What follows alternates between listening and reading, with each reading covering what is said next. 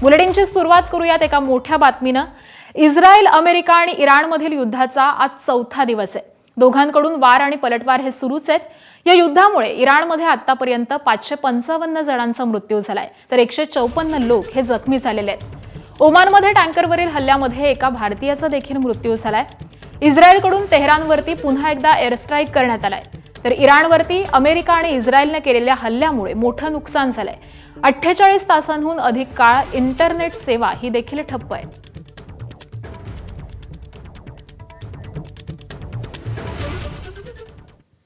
आणि इराणवरील हल्ल्याच्या चौथ्या दिवशी अमेरिकेने एक मोठा दावा केलेला आहे। अमेरिकन सैन्याने दावा केलेला आहे की त्यांनी इराणमधील 1250हून अधिक लक्ष्यांवरती हल्ला केलाय, ज्यामध्ये त्यांनी इराणी सैन्य मुख्यालय, कमांड अँड कंट्रोल सेंटरसह अनेक लष्करी तळ हे उद्ध्वस्त केले आहेत। याशिवाय अमेरिकन सैन्याने इराणी सैन्याच्या ड्रोन साइट्स आणि युद्धनौका यांच्यावरती देखील हल्ला केलेला आहे।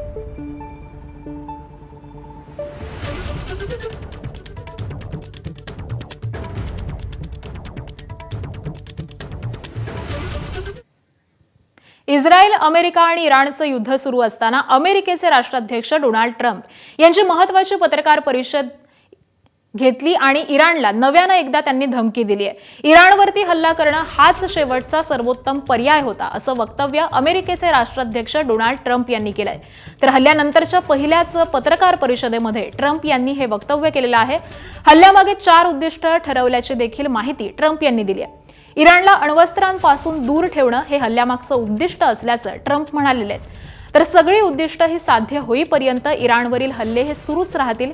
इराणवरील हल्ले आणखी तीव्र करणार, इराणला अण्वस्त्रधारी होऊ देणार नाही असा इशारा देखील ट्रम्प यांनी दिलाय। तर इराणनं शरण यावं असं आवाहन डोनाल्ड ट्रम्प यांनी केलंय। तसंच 3 अमेरिकन सैनिकांच्या मृत्यूचा बदला घेणार असा इशारा देखील त्यांनी दिलाय।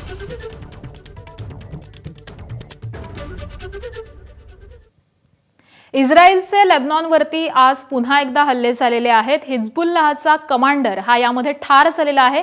कमांडर आदहम अदनान अल ओथमन या हल्ल्यामध्ये ठार झालेला आहे। तर कमांडर आदहम हा भरती झालेल्या तरुणांना प्रशिक्षण देत होता।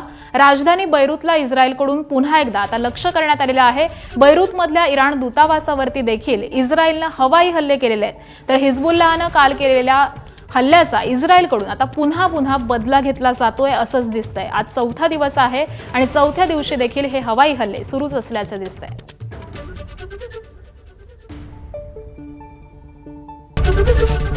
एबीपी माझा, उघडा डोळे बघा नीट।